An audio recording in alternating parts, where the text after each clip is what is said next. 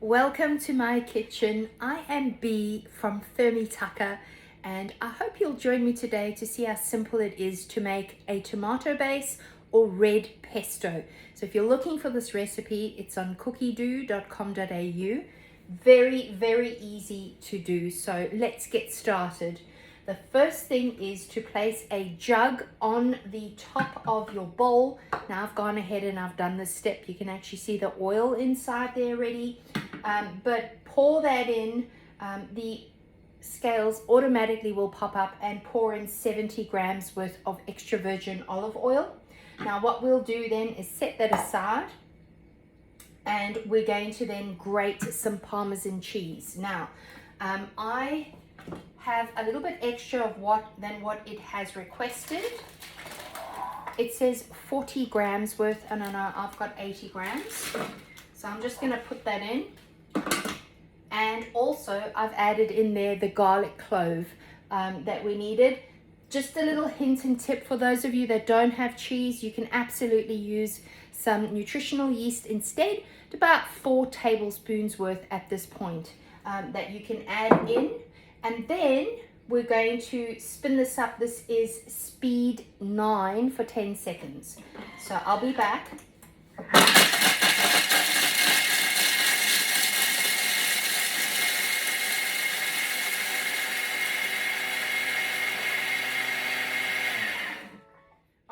Now, the next ingredient is 160 grams worth of pine nuts.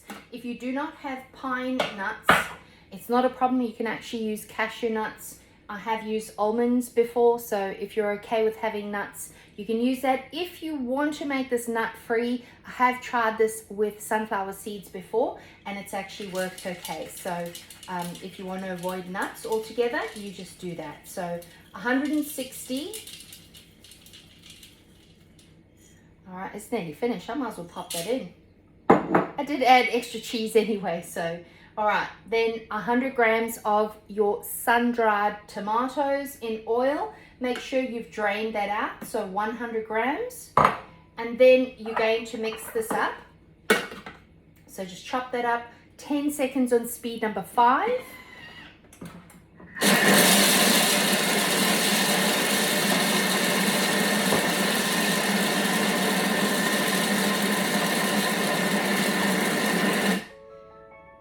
And then the next thing we're going to do is scrape down the sides of the bowl, and then we're going to add in the oil. So I'm just going to show you so you can actually see. If you wanted that finer, you could repeat that process. I'm happy with that texture. I usually use this in a lasagna, in a pasta dish, so all good. Now this portion, like I said, I didn't have to scrape it down. It was not sticking to the sides. I am going to now put this on speed 4 and drizzle in the olive oil.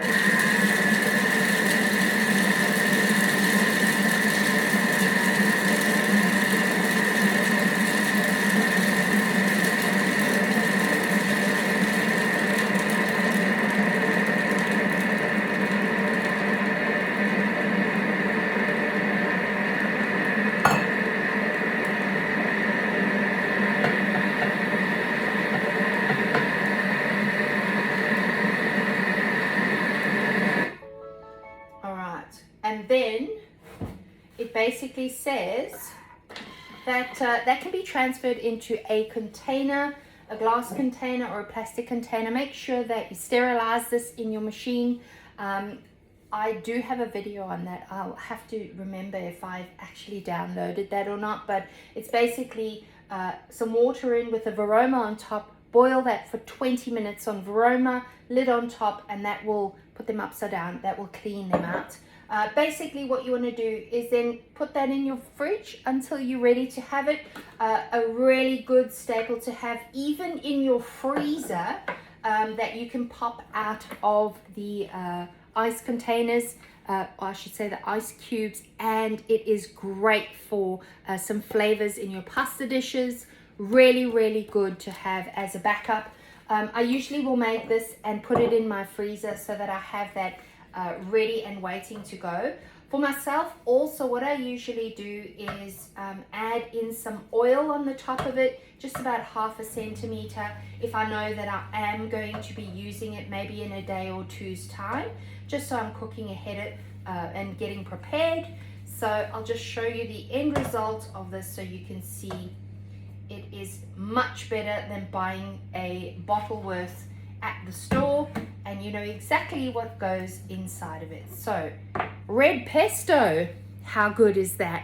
Give this recipe a try. See if you're happy or your family's happy with this, adding it into the dishes that you're cooking at home.